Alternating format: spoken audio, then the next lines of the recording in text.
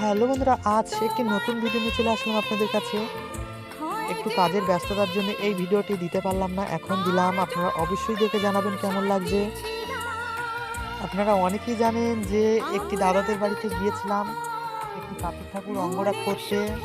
ওখানেই ওই দাদারা দিয়েছিল এই ঘরটিকে একটু রং করে সাজিয়ে দিতে বলেছিল, তাই ফুল কমপ্লিট করে আপনাদেরকে একটু ভিডিও করে দেখালাম। আপনারা অবশ্যই দেখে জানাবেন কেমন লাগছে। আর এখনকার মতন চলি, বাই বাই।